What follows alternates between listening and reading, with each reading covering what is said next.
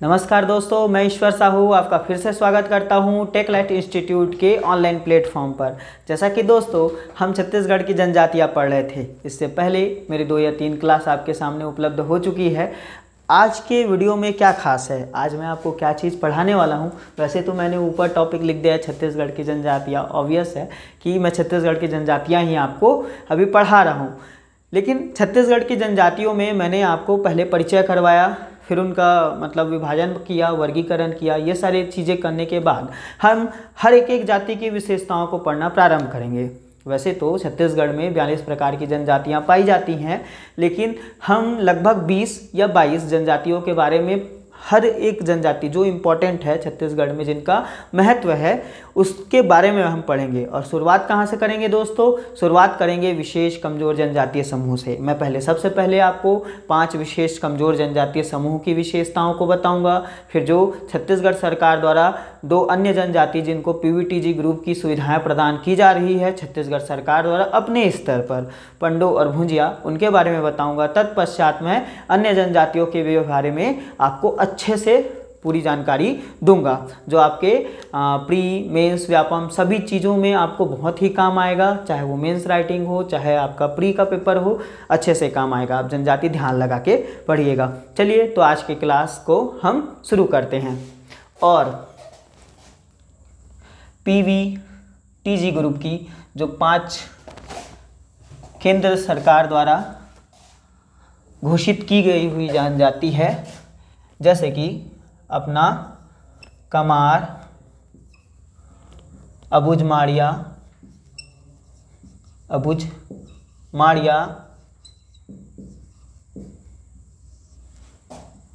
बिरहोर,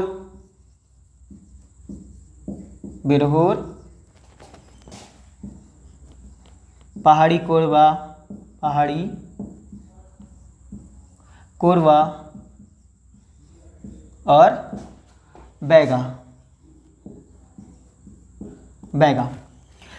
ठीक है दोस्तों, तो कमार हो गया, अबुझ माड़िया हो गया, बिरहोर हो गया, पहाड़ी कोरबा और बैगा जनजाति। ठीक, अब मैं सबसे पहले अबुझ माड़िया को डील करूँगा, फिर कमार को डील करूँगा, फिर बैगा कर लेंगे, पहाड़ी कोरबा कर लेंगे, फिर बिरहोर कर लेंगे। क्रम बदल भी सकता है, जैसा भी मन करे। ठीक है, चलो तो स्टार्ट करते हैं।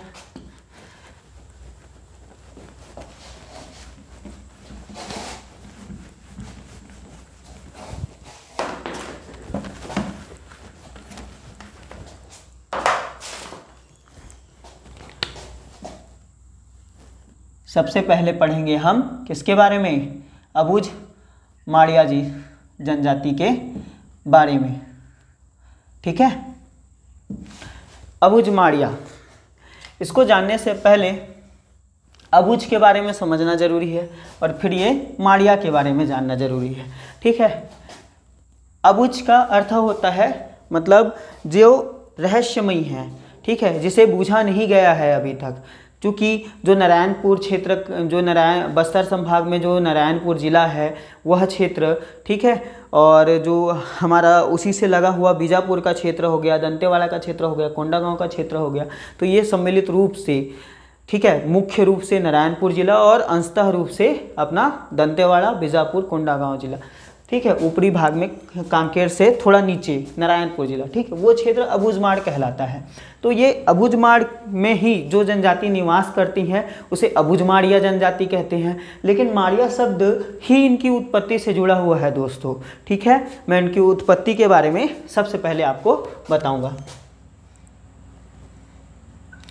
उत्पत्ति क्या है कि जब भी कोई मानव समूह होता है, जब भी कोई मानव समाज होता है, तो हम उनकी उत्पत्ति के बारे में जानने का प्रयास करते हैं।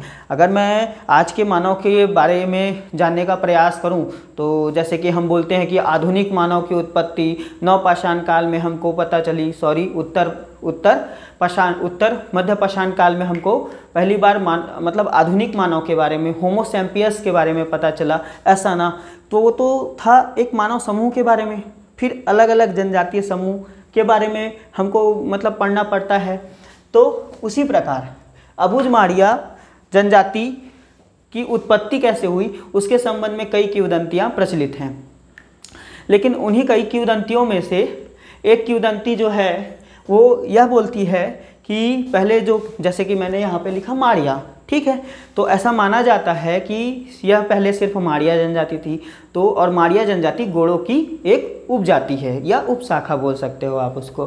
तो क्या हुआ कि माड़िया जनजाति के एक प्रेमी युगल थे, वो प्रेमी युगल जो हैं सामाजिक भय के कारण, क्योंकि उन्होंने मतलब एक दूसरे से प्रेम कर रहे थे, शायद समाज उनको मान्यता नहीं दे रहा था, तो वे सामाजिक भय के कारण कहाँ पे निवास करने लगे, घने जंगलों में चले गए, पहाड़ी क्षेत्रों में चले गए और धीरे धीरे उनका परिवार जो है वो क्या होने लगा, विस्तृत होने लगा। वर्तमान के जो मतलब अबुझमाड़ क्षेत्र में निवास करने वाली जो जनजाति है वही माड़िया जनजाति से ही मिलकर बनी हुई है। चूँकि वो अबुझ क्षेत्र में निवास करती है इसलिए उनको अबुझमाड़िया जनजाति कह देते हैं। ठीक है दोस्तों, ये तो हो गया इनकी उत्पत्ति। साथ ही एक जीव है, ठीक है, एक इनको ये मतलब पूर्वज हैं जिनको कुष्टुरंगा कहा जाता है, तो उनकी उत्पत्ति मतलब उनसे ये उनको अपना ये जनजाति जो है क्या मानती है, वंशज मानती है, अपने आप को उनका वंशज मानती है और उनको क्या मानती है, अपना कुष्टुरंगा को अपना पूर्वज मानती है। ठीक है,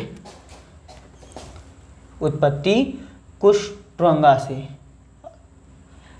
कुष्टुरंगा से। अगर आप मेंस का आए तो ये कुष्टुरंगा लिखना, भले वो प्रेमी युगल वाली बात है मत लिखना। ये तो हो गया उत्पत्ति के बाद। दूसरा, इनका संकेंद्रन कहाँ है दोस्तों, संकेंद्रन।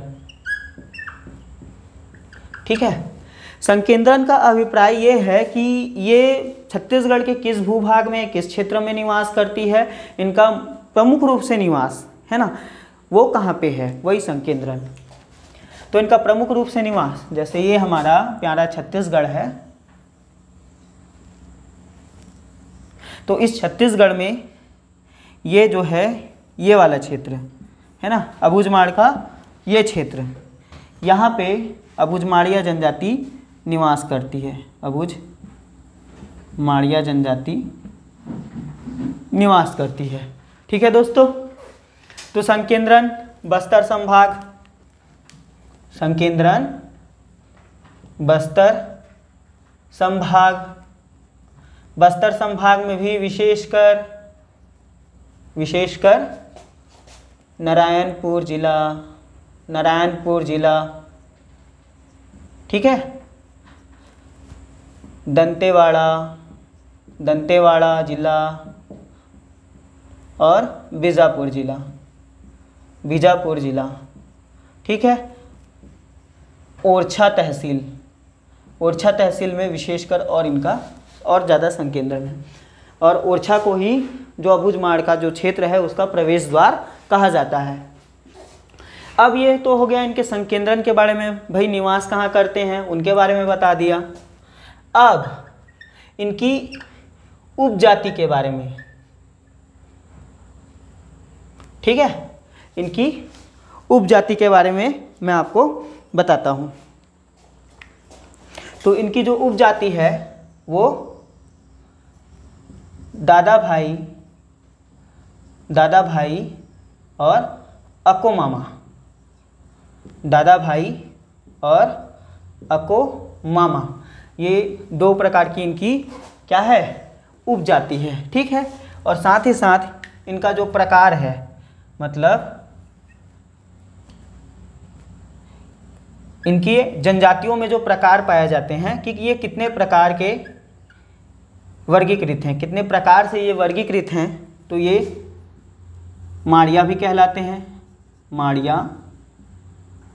ठीक है, हालांकि ये माड़िया अपने आप में अलग जनजाति है, लेकिन अगर अबुझमाड़िया के अंतर्गत गिना जाए तो इसे भी शामिल किया जाता है। ठीक है, तो माड़िया, दंडामी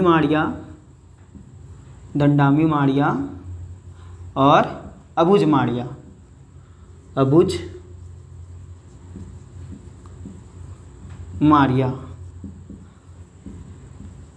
ठीक है दोस्तों, अब गोत्र, ठीक है, कि इनमें मतलब कौन कौन से जो गोत्र हैं वो पाए जाते हैं, उनके संबंध में मैं बताता जाता हूँ। ठीक है, मैं इसको लाइन बाय लाइन लिख रहा हूँ, आखिरी में आपको इसका स्क्रीनशॉट लेने का मौका ज़रूर दूंगा, ठीक है। गोत्र देखते जाइए, अक्का, अक्का, अक्का बक्का नीला आगे वाला अक्का नहीं है, ये विशेषकर अक्का ही है, ठीक है। अक्का, उशेंडी, मंडावी, जो भीमा मंडावी जो जनप्रतिनिधि थे वो अबुझमाड़िया जनजाति के ही थे, ठीक है। मंडावी, साथ ही साथ छत्तीसगढ़ के एक प्रमुख और मंत्री हैं, ठीक है, जो छत्तीसगढ़ में बहुत प्रसिद्ध हैं, जैसे हमारे कवासी लखमा जी। तो लक्ष्मी, लक्ष्मी या लखमा, लखमा, बड्डे, ये बड्डे वाला बड्डे नहीं है, ये बड्डे है, ठीक है। बड्डे, थोड़ा, थोड़ा और गोती, गोती, ठीक है। तो अक्का, उसेंडी, मंडावी, लक्ष्मी, लखमा, बड्डे, थोड़ा, गोती, मुंडा, मुंठा, सॉरी मुंठा, ठा, ठीक है। तो ये इनके गोत्र हैं। गोत्र का अभिप्राय किसी एक पूर्वज के जो वंशज होते हैं, है ना, और जिस पूर्वज से नाम स्टार्ट होता है उसी नाम को ही हम गोत्र से संबोधित करते हैं, ठीक है। तो ये तो हो गया इनका गोत्र, इसके बारे में मैं आपको पुराने क्लास में बता चुका हूँ। तो उत्पत्ति, संकेंद्रण, उपजाति, प्रकार, गोत्र। देखो दोस्तों, मैं इनको अलग अलग करके इसलिए बता रहा हूँ क्योंकि अलग अलग करने से ये आपको याद होगा, पहली बात। दूसरी बात, जब आप मेंस राइटिंग करोगे तो यही चीज़ों के यही फॉर्मेट में आप लिखोगे तो आपको अच्छे नंबर मिलेंगे, ठीक है। गोत्र, उसके बाद फिर मैं इनमें प्रचलित विवाह के प्रकारों के बारे में बता देता हूँ। विवाह, कौन कौन से इनमें विवाह प्रचलित हैं? तो जैसे इनमें सह पलायन विवाह, सह पलायन विवाह, ठीक है। अपहरण विवाह, उड़हड़िया विवाह, तो ये सह पलायन विवाह के प्रकार हैं। तो इनमें सह पलायन विवाह को बिथेर कहा जाता है, बिथेर। देखो दोस्तों, अलग अलग जनजाति में जो लोकल भाषा होती है उसका प्रयोग किया जाता है, ठीक है। तो अबुझमाड़िया जनजाति द्वारा, है ना, अलग बोली का प्रयोग किया जाता है। जैसे बस्तर संभाग में हल्बी और गोंडी बोली जो है वो बहुत ज़्यादा प्रचलित है। तो आपको नाम जो हैं हर जनजाति में अलग अलग दिखने को मिलेंगे, ठीक है। जैसे और नाम लिख रहा हूँ, तो सह पलायन विवाह को इनमें बिथेर कहा जाता है, बिथेर, ठीक है।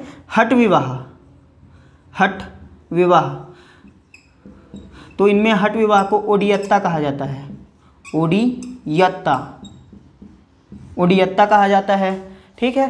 साथ ही साथ इनमें जो विधवा विवाह होता है, विधवा विवाह, तो विधवा विवाह को इस जनजाति में चूड़ी पहनाना कहते हैं, ठीक है। चूड़ी पहनाना, ये सभ्य समाज में भी इसी नाम से प्रचलित है दोस्तों। अगर आप छत्तीसगढ़ में जब भी विधवा विवाह होता है तो दो नामों से जाना जाता है, या फिर हल्दी पानी चढ़ाना या फिर चूड़ी पहनाना, ठीक है। जनजातियों में इसको बहुत नामों से जाना जाता है, जैसे अर उतो हो गया, हल्दी पानी हो गया, विधवा विवाह को चूड़ी पहनाना हो गया, ऐसे। और साथ ही जो वधूधन होता है दोस्तों, वधूधन, तो अबुझमाड़िया जनजाति में जो वधूधन होता है उसको सूक कहा जाता है, शूक, शूक, ठीक है। सामान्यतः जनजातियों में जो वधूधन होता है उसको पारिंगधन कहा जाता है, ठीक है। तो पारिंगधन न कहकर वे किसमें, अबुझमाड़िया जनजाति में उस वधूधन को शूक कहा जाता है, ठीक है। अब इस वधूधन में जनरली हम समझते हैं कि पैसा पैसा देते हुए, नहीं, पैसा पैसा ही नहीं देते।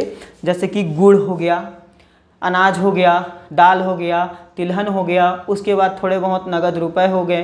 तो ये इन सब से मिलकर एक चढ़ावे की तरह, एक उपहार की तरह क्या किसका बंदोबस्त किया जाता है, वधूधन का बंदोबस्त किया जाता है, ठीक। विवाह के उपरांत मैं इनमें प्रचलित पर्व के बारे में बताता हूँ कि अबुझमाड़िया जनजाति द्वारा किन किन पर्वों को बहुत ही हर्षोल्लास से मनाया जाता है।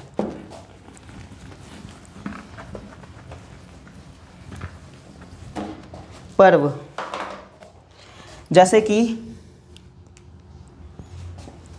कक्सार हो गया, कक्सार, कक्सार, ठीक है। पडुम, कक्सार, पडुम, नवाखानी, कक्सार, पडुम, नवाखानी और बिंदरी मड़ई, बिदरी मड़ई। नारायणपुर में दोस्तों मड़ई बहुत प्रचलित है ना, तो मड़ई का जो प्रचलित है वो अबुझमाड़िया जनजाति में बिदरी मड़ई का एक त्यौहार होता है, उसी से ही मड़ई और ही ज़्यादा रोमांचक हो जाती है। ठीक है, तो पर्व हो गया। अब इनकी जो आजीविका होती है उस संबंध में हम जान लेते हैं। आजीविका,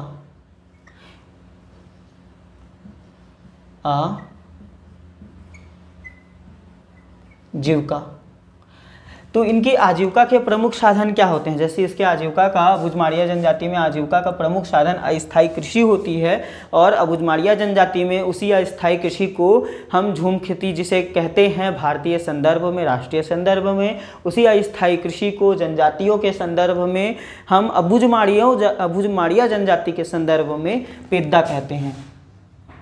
पेद्दा, देखिए, तो ये जो पेद्दा है इसको पेड्डा भी कहते हैं। अलग अलग बुक में आपको अलग अलग देखने को मिलेगा, तो आपको कंफ्यूज नहीं होना है। पेद्दा मतलब अबुझमाड़िया मार के आना है। तो ये तो हो गया कि अब जैसे कि अब मैं आपको ये नहीं बताऊंगा कि अस्थायी कृषि कैसे करते हैं, झूम खेती क्या होता है, क्योंकि मैं तो जनजाति पढ़ा रहा हूँ। ठीक, तो पेद्दा, तो जो ये पेद्दा के लिए जिस प्रक्रिया का प्रयोग करते हैं कि वो जंगल काटेंगे, जंगल को साफ करेंगे, फिर धान बोएंगे, ये सब करेंगे, तो उसकी प्रक्रिया जो है वो कघई कहलाती है। क्या कहलाती है? कघई, कघई। ठीक है, अब पंचायत।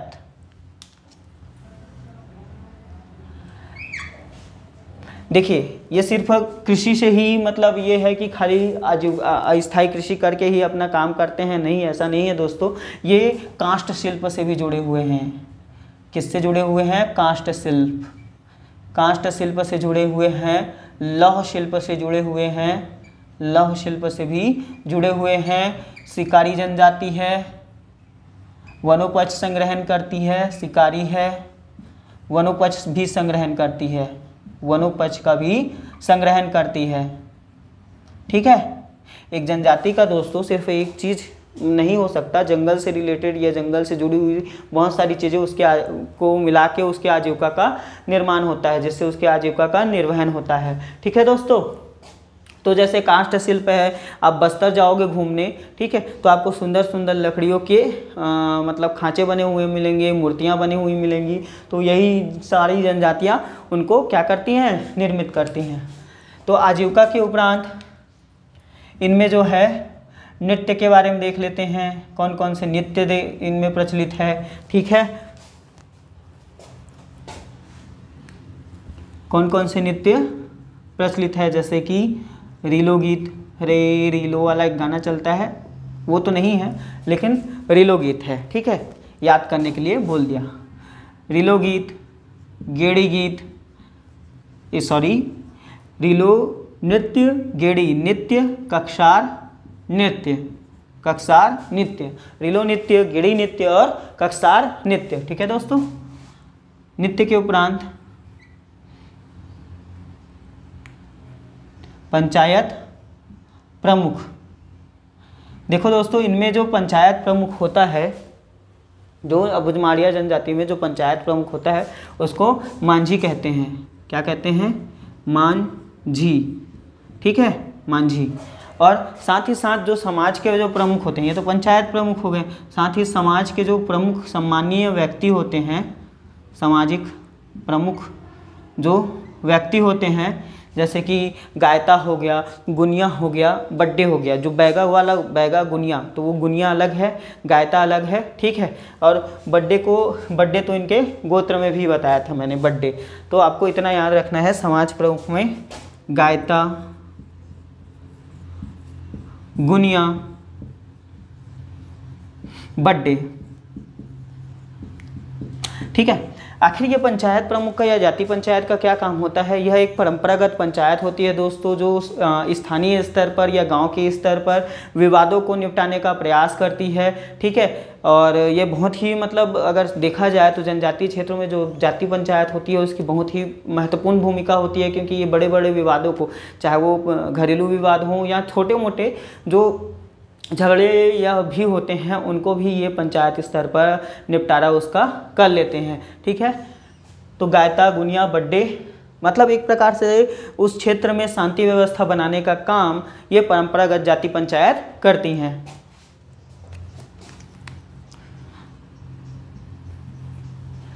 आपको ये देखते जाना है दोस्तों, और साथ ही साथ इसको याद करते जाना है। इनकी एक बहुत ही अच्छी विशेषता मैं आपको अभी बताने जा रहा हूँ। पहले इनकी देवता बता देता हूँ मैं। देवता जो है, देवता वो भूमि माता को प्रमुख रूप से मानते हैं, भूमि माता को। ठीक है, भूमि माता को प्रमुख रूप से मानते हैं। ठीक है, और उसके उपरांत दंतेश्वरी माई और बुढ़ादेव, दुल्हा देव, ठीक है, ठाकुर देव, अन्य देवी देवताओं को भी वो मानते हैं। यात्रा पर्व के दौरान ये गौर नृत्य करते हैं।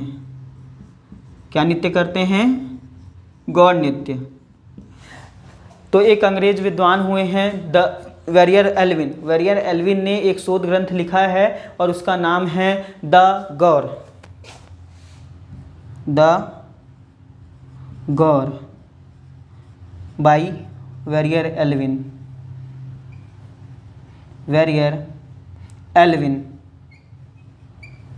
ठीक है, ये एक शिकारी नृत्य होता है दोस्तों, जिसमें गौर नामक पशु का क्या करते हैं? शिकार करने का एक दृश्य होता है। इसको आपको मैं अलग से जब नृत्य बताऊंगा तो अच्छे से एक्सप्लेन कर दूंगा। इनमें एक सामाजिक व्यवस्था होती है, सामाजिक व्यवस्था है। क्या सामाजिक व्यवस्था है? घर से संबंधित। ठीक है, तो घर से संबंधित जैसे कि इनका घर कई भागों में बटा हुआ रहता है, जैसे बैठक गृह, अगहा। तो हमारे घर पे भी एक बैठक गृह होता है, तो इनके में भी क्या होता है? अतिथियों के लिए गृह का निर्माण किया जाता है। मतलब गृह मतलब एक पूरा घर नहीं बनाते, एक कमरा। ठीक है, तो अतिथियों के लिए जो कमरा मतलब ये होता है, निर्धारित होता है, वो उसको अगहा कहते हैं। अगहा। ठीक है, ये क्या है? बैठक गृह। दूसरा जो है संग्रहण कक्ष। तो दोस्तों संग्रहण कक्ष जो है, इसको क्या कहते हैं? इनके संग्रहण कक्ष को लोनू कहते हैं। लोनू। इनमें इसी लोनू में, संग्रहण कक्ष में ही, इसी भंडार गृह में ही क्या रहता है? इनके कुल देवता का निवास होता है। कुल देवता का निवास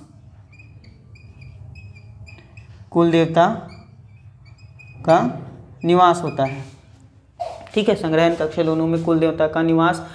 और भी देखो दोस्तों, आप इसको स्क्रीनशॉट ले लो पहले।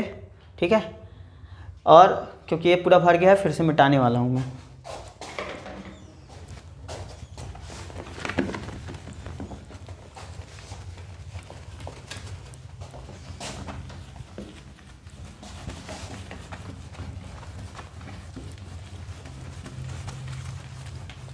अब मैं इनके बारे में मतलब ये वाले चीज़ को आगे बढ़ाऊंगा। ठीक है, सामाजिक व्यवस्था जो इनके घर से रिलेटेड है उनकी चीज़ों के बारे में, फिर इनके बारे में मैं सांख्यिकी जानकारी दूंगा और अभिकरण के बारे में बताऊंगा।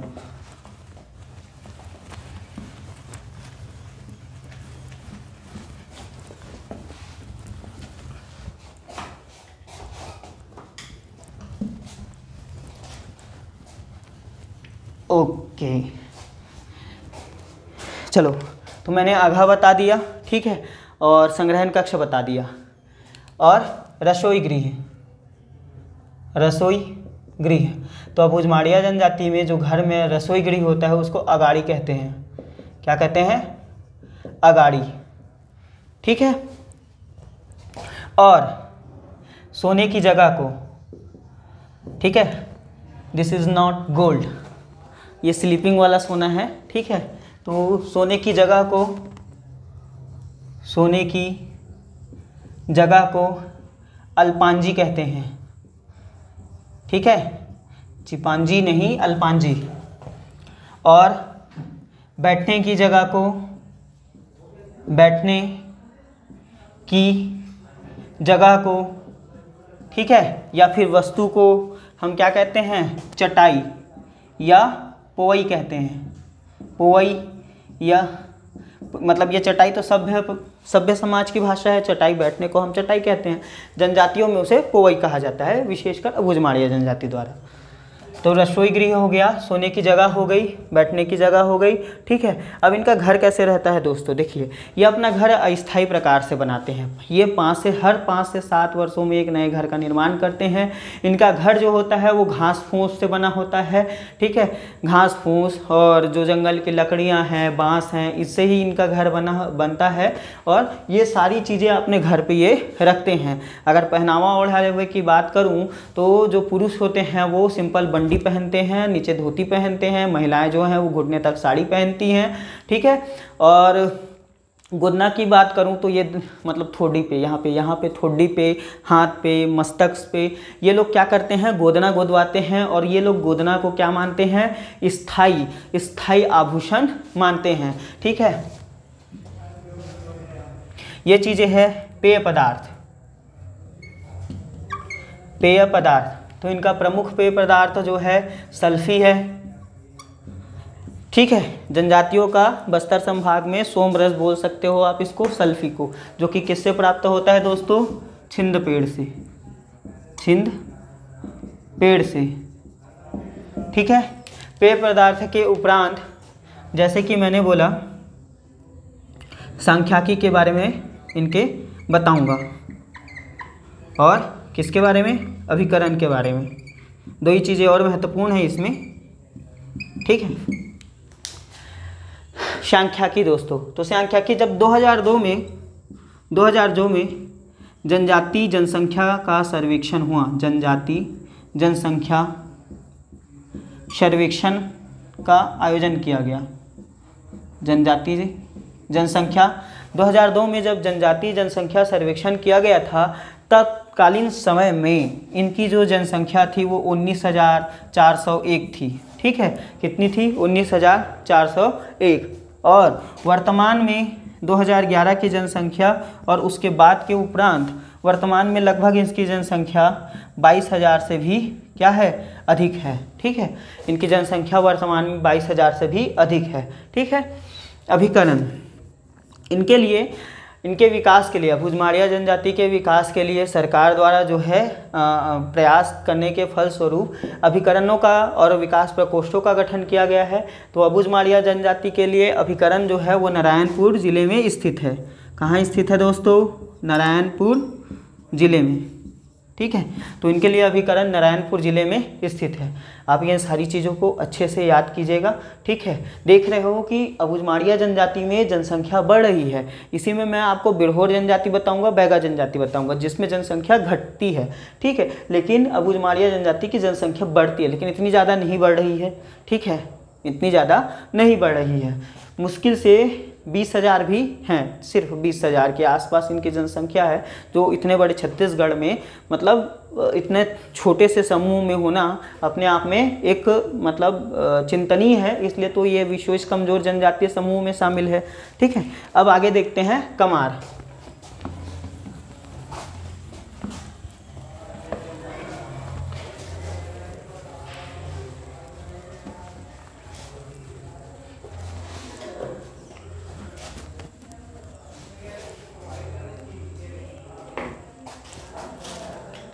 किसके बारे में पढ़ेंगे अब? कमार जनजाति। कमार जनजाति। देखिए, जब मैंने आपको वर्गीकरण किया था तो मैंने बोला था कि उत्तर सांस्कृतिक क्षेत्र, मध्य सांस्कृतिक क्षेत्र और दक्षिण सांस्कृतिक क्षेत्र। मैंने 3 भागों में जनजातियों के दृष्टिकोण से छत्तीसगढ़ को 3 वर्गों में वर्गीकृत किया था, उत्तर सांस्कृतिक क्षेत्र, मध्य सांस्कृतिक क्षेत्र, दक्षिण सांस्कृतिक क्षेत्र। तो मध्य सांस्कृतिक क्षेत्र के जो प्रमुख जनजाति है वो है दोस्तों कमार जनजाति। ठीक है, तो कमार जनजाति, जिस प्रकार मैंने अबूझमाड़िया जनजाति को पढ़ाया उसी प्रकार मैं इसको भी अलग अलग हिसाब से मैं बताते जाता हूँ। सबसे पहले मैं इसके बारे में बताऊँगा उत्पत्ति। ठीक है, उत्पत्ति। देखिए दोस्तों, इनके संबंध में भी बहुत सारी किंवदंतियाँ प्रचलित हैं। ठीक, लेकिन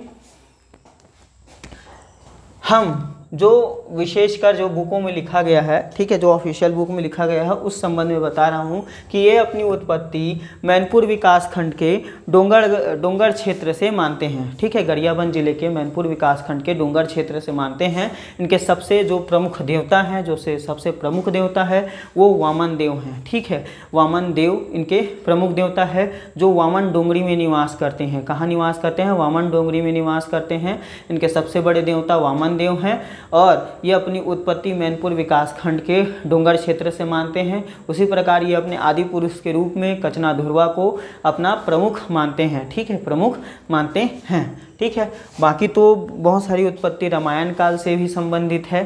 ठीक, बहुत सारी उत्पत्ति जो है वो किंवदंती जो है वो बहुत सारी प्राचीन काल से संबंधित है। वो पेपर में आपको नहीं लिखना है, 1-2 लाइन आप लिख सकते हो, बाकी आपको लंबा तो नहीं लिखना है। और उत्पत्ति पूछेगा बहुत कम चांस है,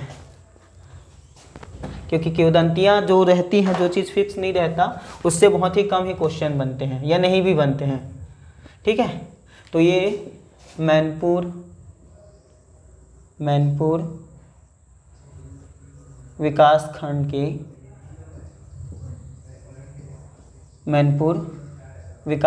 के डोंगर क्षेत्र से अपनी उत्पत्ति मानते हैं। डोंगर क्षेत्र से, मैनपुर विकास खंड के डोंगर क्षेत्र से। और प्रमुख देव जो हैं वो वामन देव हैं। कौन है? वामन देव। ठीक है, ये कहाँ निवास करते हैं? वामन डोंगरी में। वामन डोंगरी में। ठीक है दोस्तों, अब उत्पत्ति के उपरांत मैं इसका संकेंद्रण बताता हूँ। वैसे बातों में मैंने आपको इनका संकेंद्रण बताया। ठीक है, नोट कर देता हूँ। जैसे गरियाबंद जिला चला गया मैं, है ना, गरियाबंद जिला आपको नक्शे में भी दिखा देता हूँ। ये है हमारा प्यारा छत्तीसगढ़।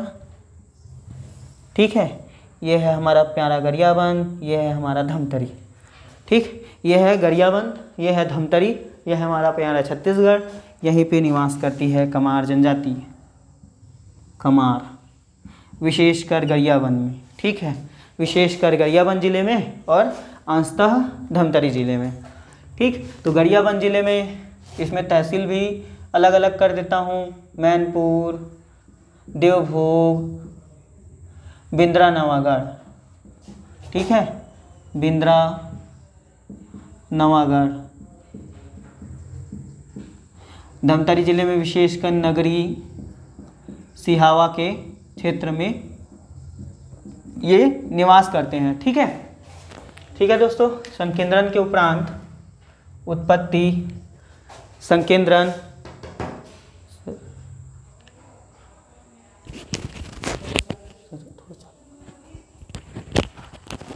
नहीं एसी चालू कर दो।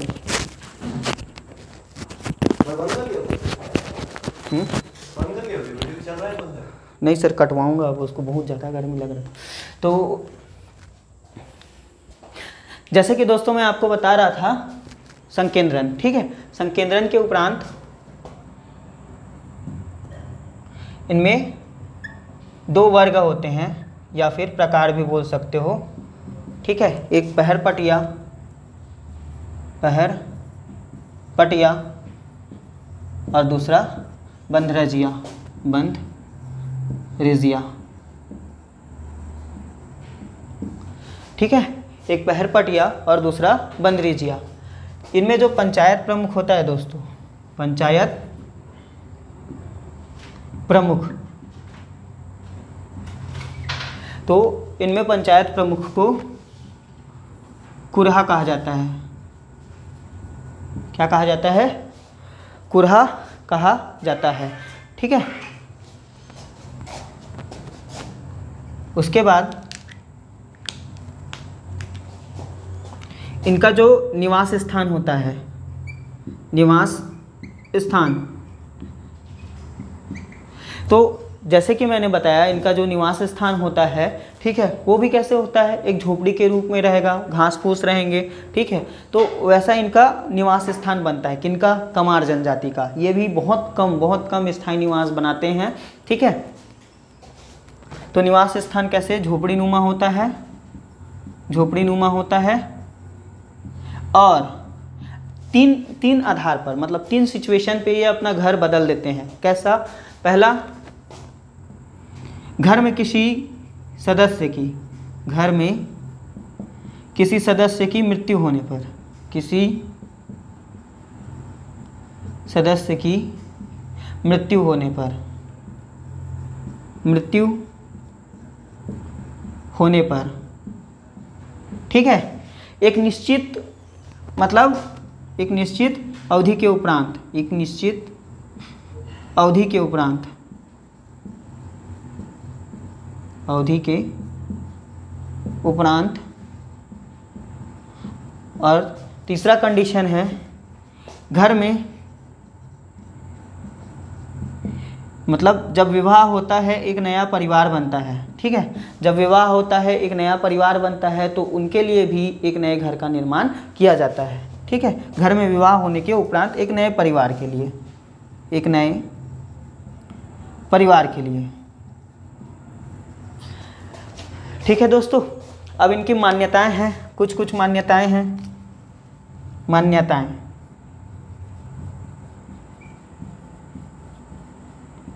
क्या मान्यता है? कि घोड़े को छूना पाप है, घोड़े को छूना पाप मानते हैं ये लोग, ठीक है। घोड़े को छूना पाप मानते हैं। और साथ ही साथ ऐसी मान्यता है कि किसी जब जीव की, मतलब हत्या करो, किसी जीव का जब शिकार करो तो उसको तारना ज़रूरी होता है, ठीक है। तो ये लोग स्पेशली उसका जैसे कलेजा बोलते हैं उसको ये लोग खाते हैं, कि या फिर उसको चीखते हैं, उसके मांस को हल्का सा चीख देते हैं, ठीक है। तो ये उनमें एक मान्यता है कि घोड़े को छूना ये लोग पाप मानते हैं, ठीक। प्रमुख देव कौन कौन से इनके? प्रमुख देवता,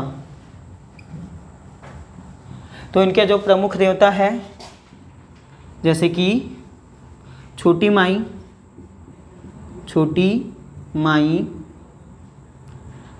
बड़ी माई, छोटी माई, बड़ी माई, हनुमान जी, कचना धुरवा, ये इनके आदि पुरुष भी हैं, कचना और धुरवा जनजाति, ठीक है। कचना और धुरवा ये इनके आदि पुरुष हैं, ठीक है। इनकी कहानी भी बताऊंगा, बहुत ही इंटरेस्टिंग कहानी है इनकी, ठीक है। कचना धुरवा हो गया। अब ये तो हो गया इनके प्रमुख देवता। अब इनमें जो ये इनके आजीविका के बारे में मैं बताता हूँ।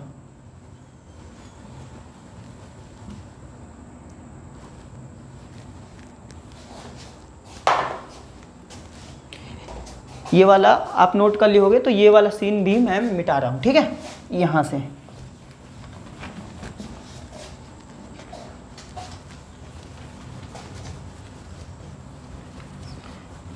अगर आपको कोई चीज़ नोट करनी रहती है तो आप वीडियो को पॉज कर सकते हो, आप उसको नोट कर सकते हो, साथ में नोट्स आपको बनाते चलना है, ठीक है।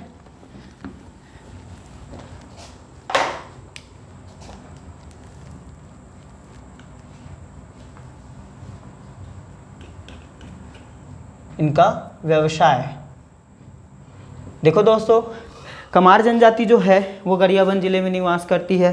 ठीक है, वो क्षेत्र है वहाँ पे बांस वन जो है वो बहुत ही बहुतायत मात्रा में पाए जाते हैं। और यह जनजाति जो जुड़ी हुई है वो किससे जुड़ी हुई है? बांस शिल्प से विशेषकर जुड़ी हुई है। तो इनके 3 काम प्रमुख रूप से हैं, और भी काम तो हैं। ठीक है, पहला बांस शिल्प से जुड़े हुए हैं ये, जैसे कि बांस से क्या क्या बनाते हैं, जैसे कि टोकनी हो गया, सूपा हो गया, झुम्मा हो गया, झांपी हो गया, है ना, और भी कलात्मक चीज़ें ये बनाते हैं। बांस शिल्प। शिकार में अगर बोलो तो ये विशेषकर मत्स्य शिकारी बोल सकते हैं आप इसको। ठीक है, मत्स्य शिकारी, साथ ही साथ जंगल में जो छोटे छोटे जानवर होते हैं जैसे खरगोश है, हिरन है, हालांकि हिरन तो अब प्रतिबंधित हो गया, लेकिन खरगोश वर्गोश है, ये अपने शिकार में उसको करते हैं। वनोपज संग्रहण के रूप में कंदमूल का संग्रहण करेंगे, है ना, और साथ ही साथ और भी जो जंगलों में मिलने वाले फल हैं उनका संग्रहण करते हैं। और इनका जो विशेष संग्रहण होता है वो महुआ का होता है, महुआ का। ठीक है, ये महुए का मतलब फूल भी और फल भी दोनों का संग्रहण करते हैं। और साथ ही साथ ये महुए से क्या बनाते हैं? शराब बनाते हैं। तो ये भी इनका एक प्रमुख व्यवसाय है। ठीक है, तो महुए की शराब का निर्माण करना। ठीक है, तो जैसे बांस शिल्प है, मत्स्य का विशेषकर, भाई शिकार में तो बहुत सारे शिकार करते हैं, मत्स्य शिकारी हैं, मत्स्य आखेट करते हैं और महुए की शराब बनाते हैं। ठीक है, ये हो गया इनका क्या? व्यवसाय। ठीक है, मैंने इनका बता दिया सब कुछ जो भी इनसे संबंधित था। एक चीज़ और है, अभिकरण।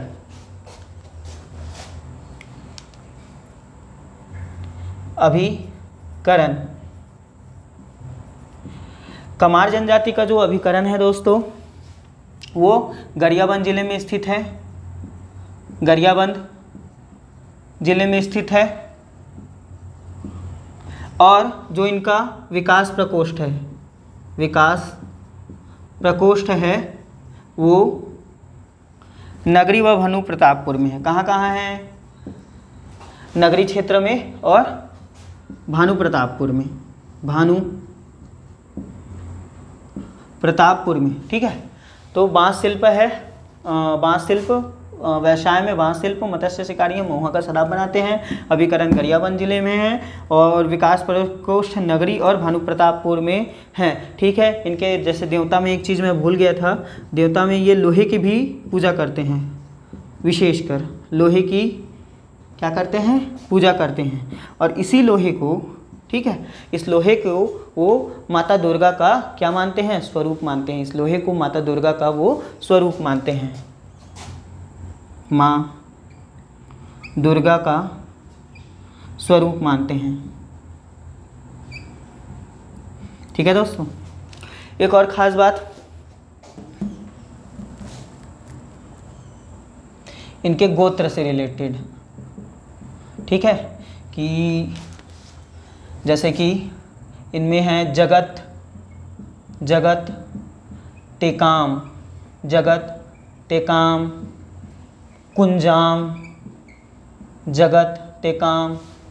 कुंजाम, सोड़ी, जो सामाजिक कार्य करता है सोड़ी, उसके बारे में आपने सुना होगा। सोड़ी वो कमार जनजाति की है, सोड़ी। और टेकाम, जगत हो गया, टेकाम हो गया, कुंजाम हो गया, छिदैया, यही चीज़ मैं ढूंढ रहा था, छिदैया। ठीक है, इसको याद रखना, ये कमार जनजाति का गोत्र है। ठीक है, ओके, चलो नेक्स्ट जनजाति की तरफ चलते हैं। अबुझमाड़िया हो गया, कमार हो गया। अब मैं प्रारंभ करता हूँ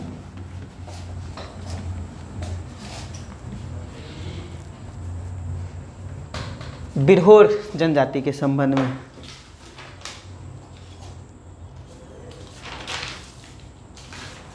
किस तरह के संबंध में? बिरहोर जनजाति के संबंध में।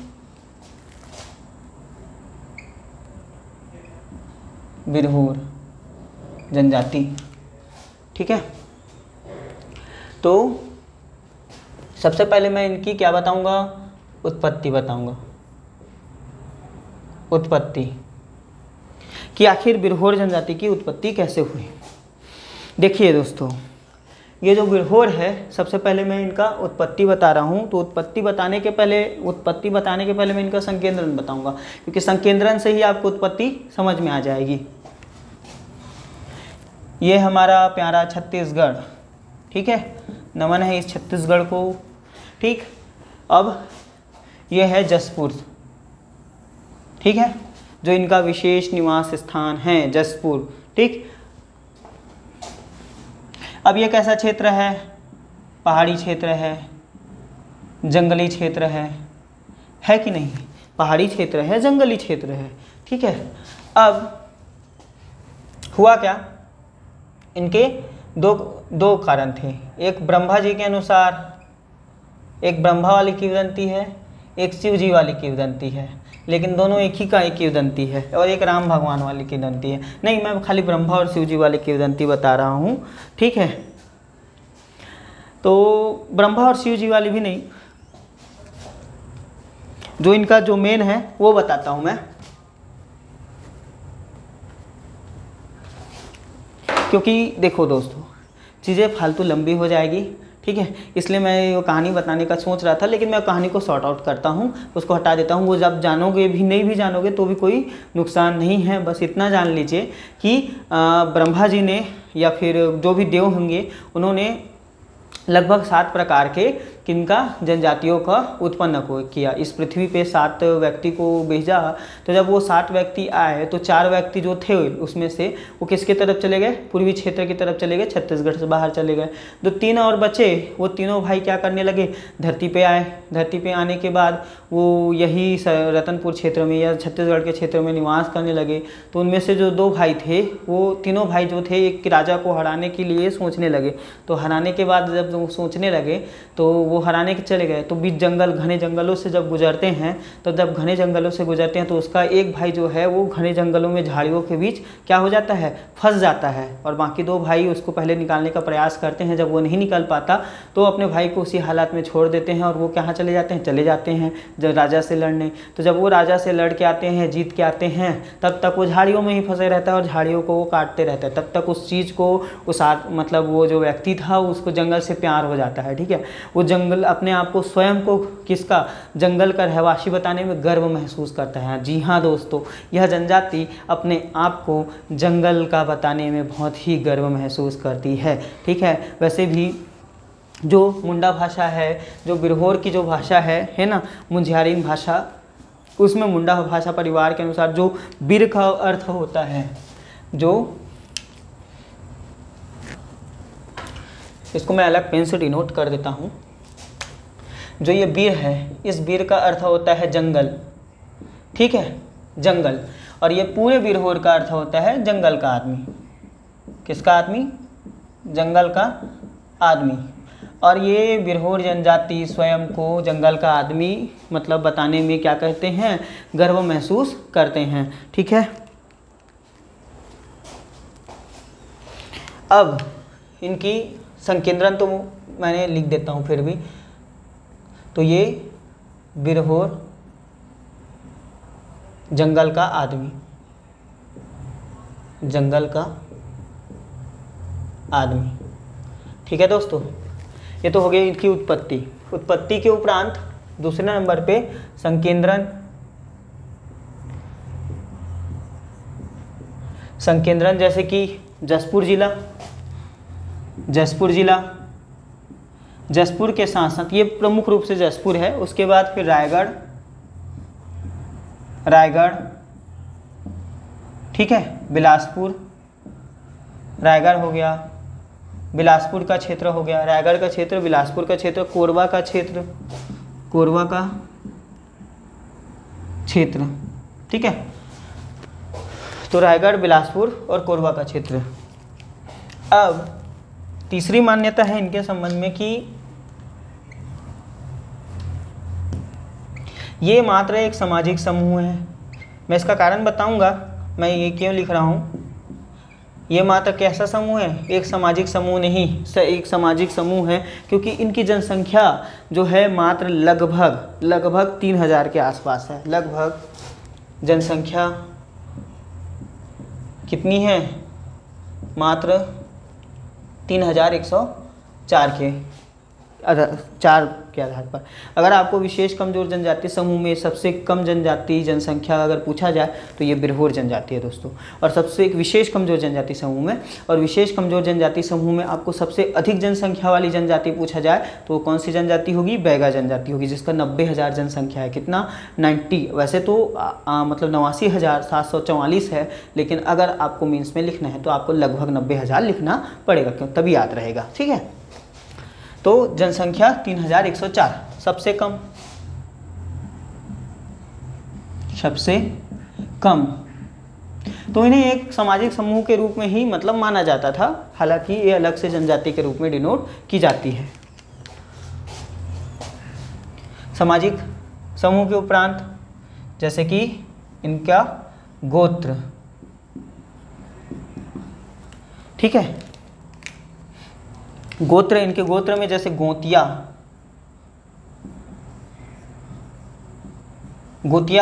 सोनियल,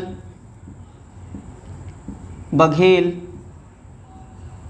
ठीक है, ये मतलब इनके गोत्रों में आने वाले कुछ जनजाति हैं दोस्तों। ठीक है, ये आपको नोट करना है। गोत्र के उपरांत इनके जो पंचायत होती है उसके संबंध में देखते हैं।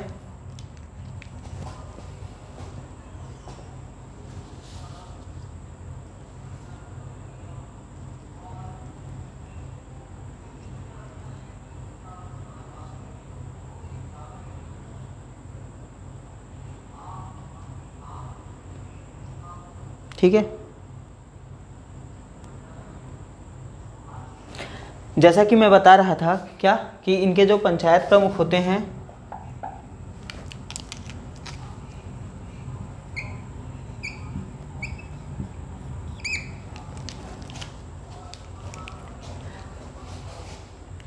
जैसे कि मैं बता रहा था कि इनके जो पंचायत प्रमुख होते हैं उनको मालिक कहा जाता है। क्या कहा जाता है? मालिक। ठीक है, मालिक। और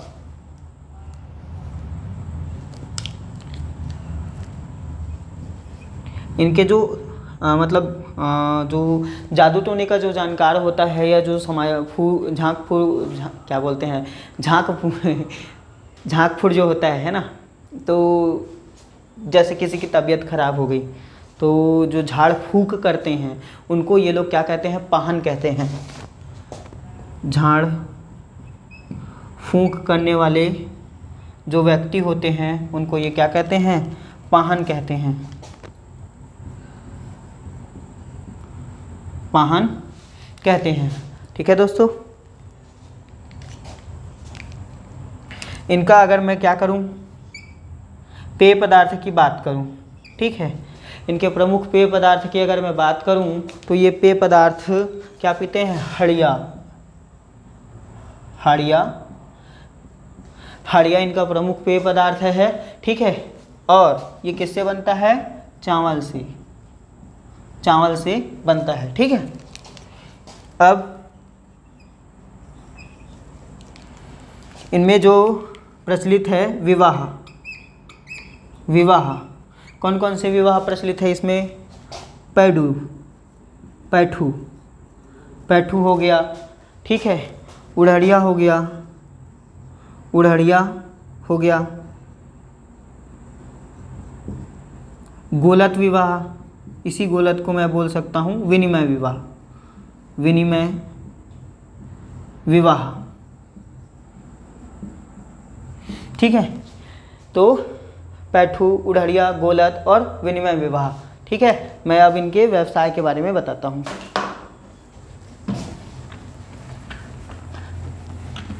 आपको हर एक एक चीज़ यहाँ पे काम आने वाली है दोस्तों, इसको ध्यान से आराम से समझते चलिएगा।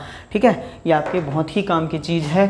कुछ कुछ चीज़ें जैसे कि मैंने अबूझमाड़िया में भूल गया हूँ, जैसे कि आपको यहाँ पे यहीं पे बता देता हूँ, उसको याद रख लेना क्योंकि वो पेपर पे आ सकता है। अबूझमाड़िया में 2 चीज़ें मैं आपको बताना भूला, जैसे कि पहला है आपका मृतक संस्कार, मृतक संस्कार। ये इम्पोर्टेंट है इसलिए इसको वापस ला के बता रहा हूँ मैं, ठीक है। मृतक संस्कार जिसमें कोई इस दाह संस्कार भी करता है और कोई जो है सीधा दफना देते हैं, ठीक है। दोनों उनमें मान्यता है, ठीक है। लेकिन जो चीज़ मैं आपको बताने वाला हूँ वो है एक अनाल गट्टा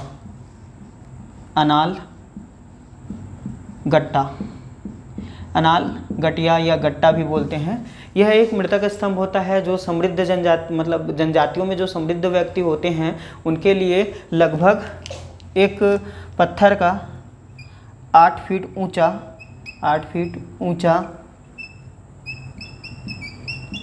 और 4 फीट चौड़ा, 8 फीट ऊंचा और 4 फीट चौड़ा एक क्या बनाते हैं, एक स्तंभ बनाते हैं। उस स्तंभ में पशु पक्षी हैं, ठीक है, और पशु पक्षी हो गए या फिर बहुत सारी उसमें चित्रकारी हो गई, ये सारी चीज़ें उसमें करते हैं। वह एक मृतक स्तंभ के रूप में क्या होता है, स्थापित किया जाता है, ठीक है। तो अनालगट्टा नामक ये एक मृतक स्तंभ बनाते हैं कौन, अबूझमाड़िया जनजाति, ठीक है। बिरहोर जनजाति नहीं, अबूझमाड़िया जनजाति, ठीक। ये चीज़ आपको बताना था जो छूट गया था, ठीक। और साथ ही साथ एक पृथक प्रसव गृह होता है, पृथक प्रसव गृह होता है जिसे कुरमा कहते हैं। क्या कहते हैं, कुरमा। ये चीज़ें भी आपको याद रखने ज़रूरी है। चलिए वापस इसी को कंटिन्यू करते हैं।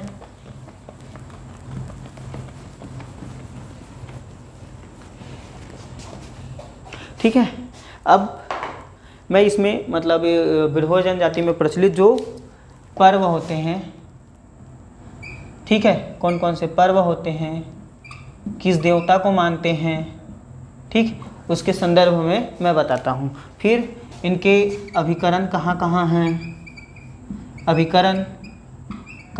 हैं, ये सारी चीज़ें मैं आपको बता रहा हूँ। जैसे कि पर्व में आपका नवाखानी, सरहुल, नवाखानी हो गया, सरहुल हो गया, वही सारी चीज़ें ये मनाते हैं, ठीक है। देवता हमेशा पूछ सकते हैं इनके, सूर्य जो देवता है ये अपनी उत्पत्ति सूर्य से भी मानते हैं। मैंने शुरू में एक कहानी बताई कि ये 7 भाई आए थे, तो उनकी उत्पत्ति भी, उन 7 भाई की उत्पत्ति भी किससे हुई थी, सूर्य से हुई थी। सूर्य व बूढ़ी माई, ठीक है दोस्तों, उसको याद रखिएगा। अभिकरण जो जगह है, एक जसपुर में है और एक बिलासपुर में है, लेकिन ठीक है, एक जसपुर में और एक बिलासपुर में इनके लिए है। लेकिन किसके साथ, एक बैगा जनजाति के साथ मिक्स होकर, ठीक है, बैगा जनजाति के साथ मिक्स होकर, कहाँ, बिलासपुर में, ठीक है। और पहाड़ी कोरबा जनजाति के साथ मिक्स होकर, क्योंकि मैंने इसका बताया कि इनकी जनसंख्या मात्र 3104 है, तो इतनी कम जनसंख्या है, इसलिए इनको दूसरे जनजाति के साथ मिलाकर इसके लिए क्या किया गया है, अभिकरण का गठन किया गया है, ठीक है। और एक जसपुर में पहाड़ी कोरबा के साथ मिलाकर है, पहाड़ी कोरबा, तो एक पहाड़ी कोरबा के साथ मिला करके है और एक बैगा जनजाति के साथ मिला करके है, ठीक है दोस्तों। अब ये सारी चीज़ें हो गई किससे संबंधित, बिरहोर जनजाति से संबंधित,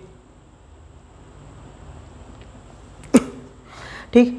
लेकिन साथ ही साथ एक और चीज़ आपको बतानी है मुझे, जो है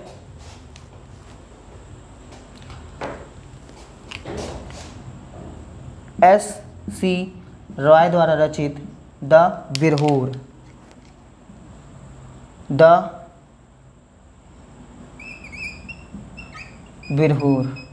ठीक है। यह एक शोध ग्रंथ है दोस्तों, यह एक क्या है, एक शोध ग्रंथ है,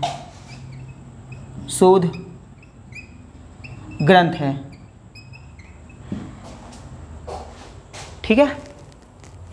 अब चलो आगे बढ़ते हैं। बिरहोर को हटा के अब हम कौन सी जनजाति पढ़ते हैं?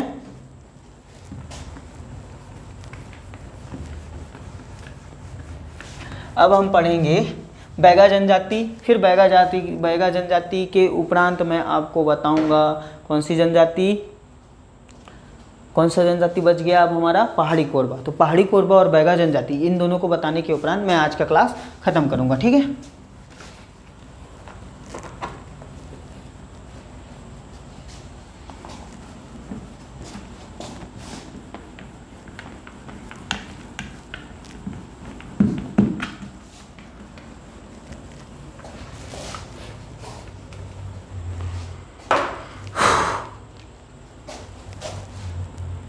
बैगा जनजाति।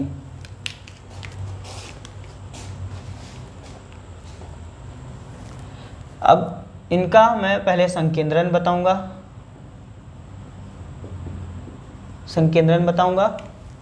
फिर बताऊंगा उत्पत्ति,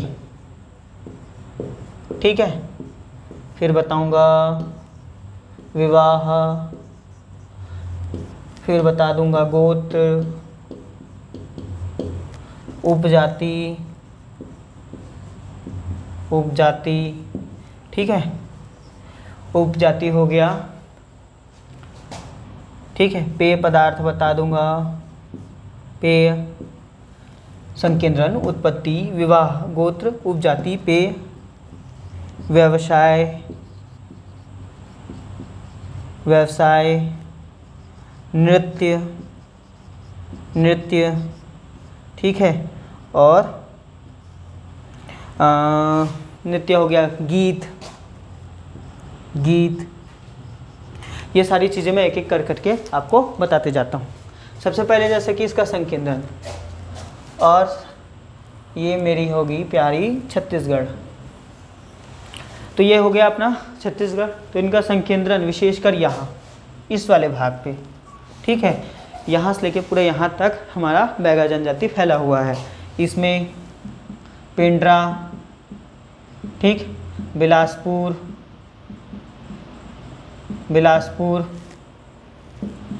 मुंगेली, कबीरधाम,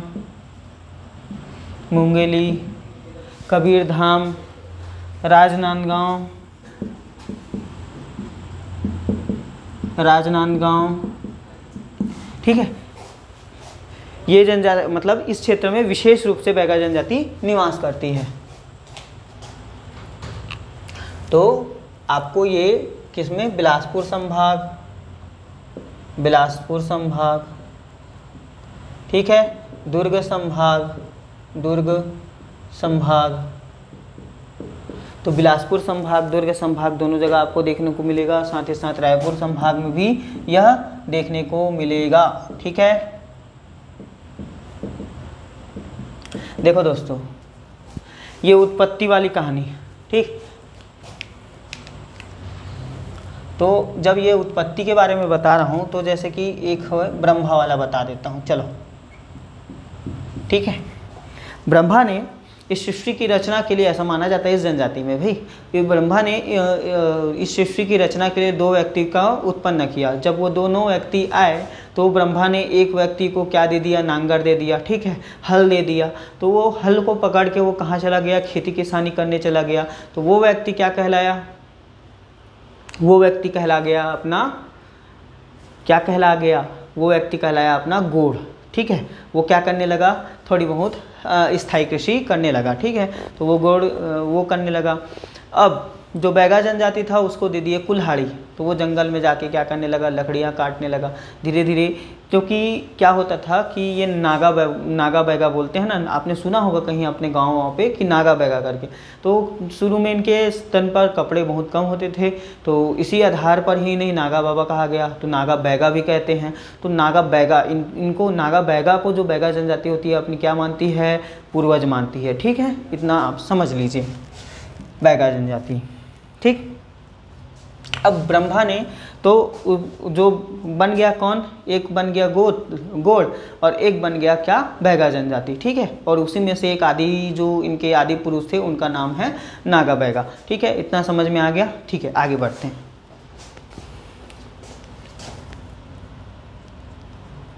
विवाह, तो विवाह के लिए विवाह इनमें जैसे कि चूँकि ये घोड़ों के समान भी यह विवाह करते हैं, इसलिए इनमें भी विवाह का स्वरूप लगभग एक समान है। जैसे कि सेवा विवाह को इसमें भी लमसेना कहा जाता है, ठीक है। या फिर एक इनके लिए और प्रयोग होता है लघनाई, ठीक। गुरावट विवाह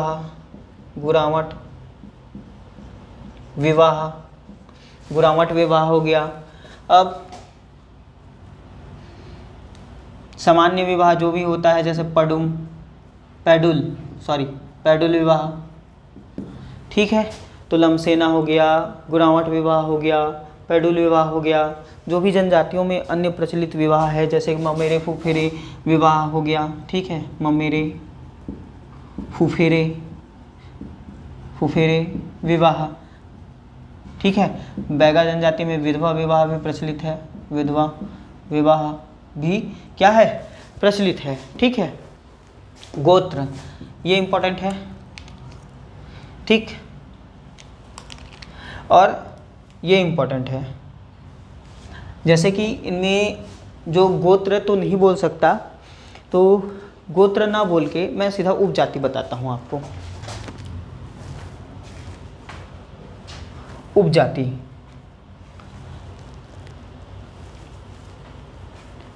इनमें जैसे कि उपजाति है जैसे कि बिंझवार,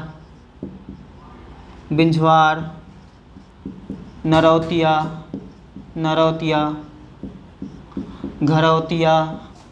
घरौतिया, ठीक है।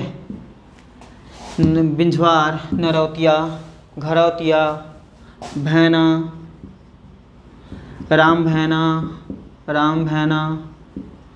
कड़ भैना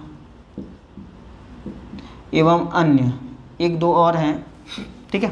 तो ये जो बिंझवार जनजाति है, वर्तमान में ये जो बिंझवार जनजाति है वो बैगा जनजाति को मतलब नहीं मानती कि हम बैगा जनजाति की शाखा हैं, ये नहीं मानती। बिंझवार जनजाति स्वयं को अलग से पृथक रूप से स्वतंत्र जनजाति मानती है, तो वो अपने आपको बैगा जनजाति की उपजाति मानना स्वीकार नहीं करती, ठीक है दोस्तों।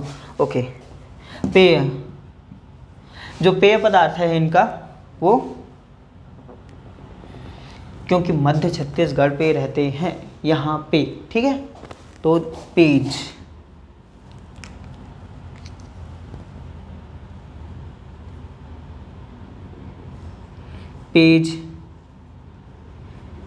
इनका प्रमुख पेय पदार्थ है, ठीक है। जैसे गुड़ों का भी प्रमुख पेय पदार्थ है, क्या है, पेज है, ठीक। व्यवसाय भी बताता हूँ। व्यवसाय इनका अस्थायी कृषि,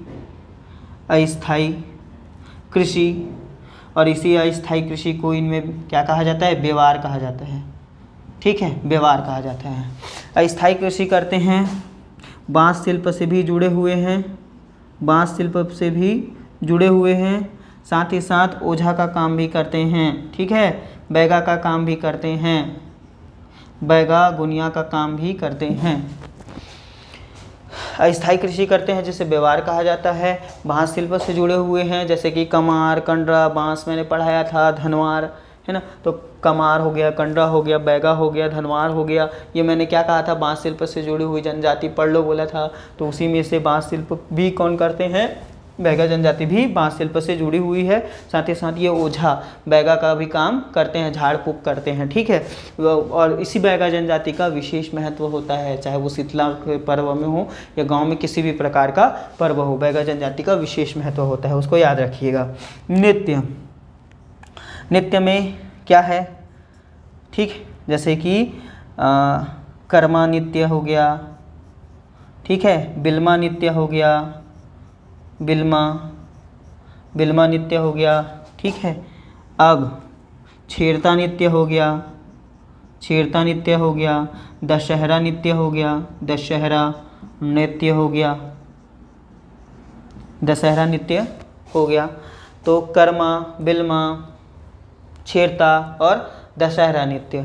ठीक है, तो इसमें जो छेरता नृत्य है वो नृत्य नाटिका भी इसको कहते हैं। नृत्य, सॉरी ये नीचे दिख नहीं रहा होगा आपको, यहाँ पे छेरता नृत्य को नृत्य नाटिका भी कहा जाता है। छेरता नृत्य को नृत्य नाटिका कहा जाता है।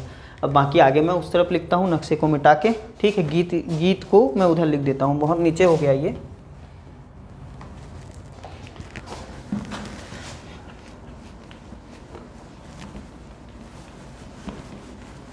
देखिए दोस्तों, अगर आपको कोई भी चीज़ें समझ में नहीं आती हैं, आप नीचे कमेंट सेक्शन पे जाइए। ठीक है, आप पूछिए अपने सवाल, ताकि मैं आपको जवाब दूंगा। टू वे इंटरेक्शन होना ज़्यादा बेटर है। ठीक है, अब नृत्य के बाद गीत।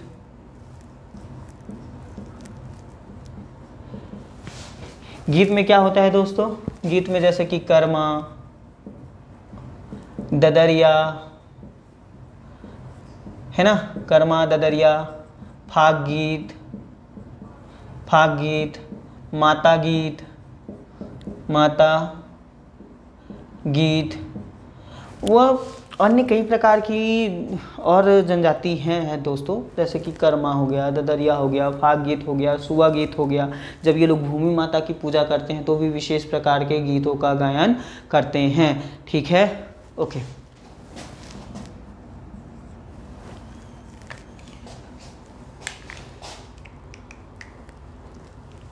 मैं कुछ चीज़ें जैसे भूलता हूँ दोस्तों, जैसे कि मैं अभी फिर मेरे को मेरे दिमाग पे याद आ रहा है, जैसे कि मैंने शायद बिरहोर जनजाति के बारे में एक चीज़ें छोड़ दी। ठीक है, आप उसको ध्यान से देखिए और नोट कर लीजिएगा उसको।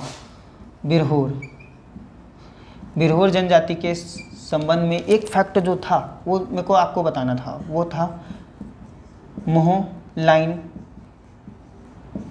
ठीक है, मोह लाइन व उड़ई पेड़ की छाल से रस्सी का निर्माण करते हैं। रस्सी का निर्माण कार्य करते हैं।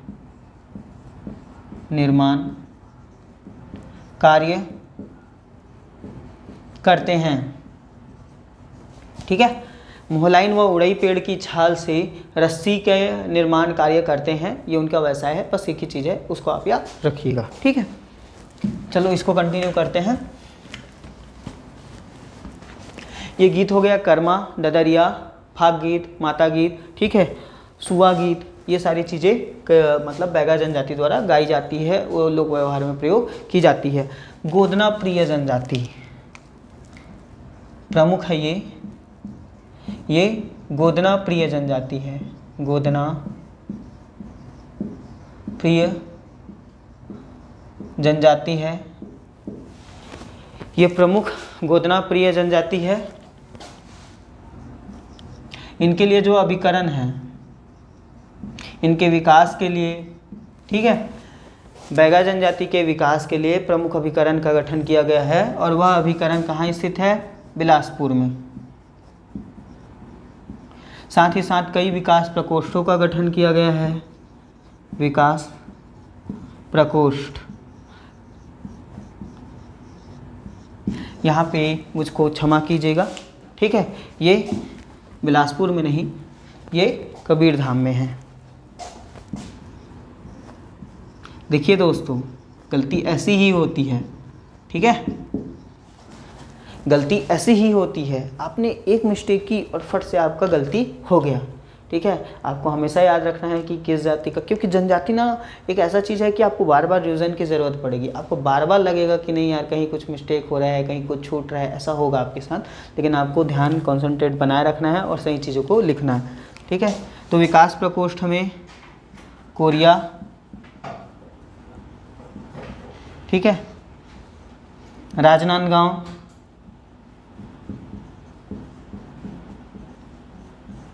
कोरिया, राजनांदगांव, यहाँ क्या है, इनके विकास प्रकोष्ठ हैं। एक दो जगह स्थल पर और भी हैं, लेकिन ये सारी चीज़ें आपको याद रखनी है, ठीक है।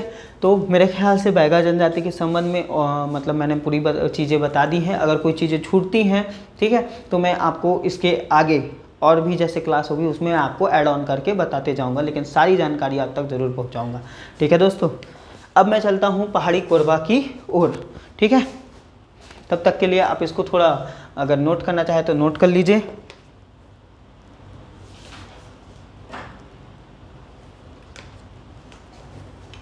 जैसे कि मैंने इसके बारे में बताया था, जैसे अभी क्लास करते करते मैंने बताया था इनकी सांख्यिकी के बारे में। क्या सांख्यिकी, तो इनकी सांख्यिकी के बारे में बताया था।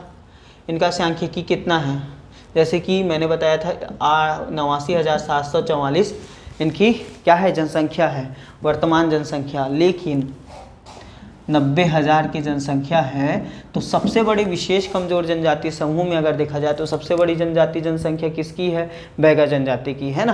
तो बैगा जनजाति की सबसे बड़ी जाति जनसंख्या है, ठीक है दोस्तों, ठीक है। आप इसको नोट कीजिए, ठीक है दोस्तों, नोट कर लिया। शायद आज का क्लास थोड़ा लंबा हो गया, ठीक है। मैं इसमें एक जनजाति जो इसकी बची हुई है पहाड़ी कोरबा, इसको मैं नेक्स्ट वीडियो में पढ़ाऊंगा। तब तक के लिए धन्यवाद।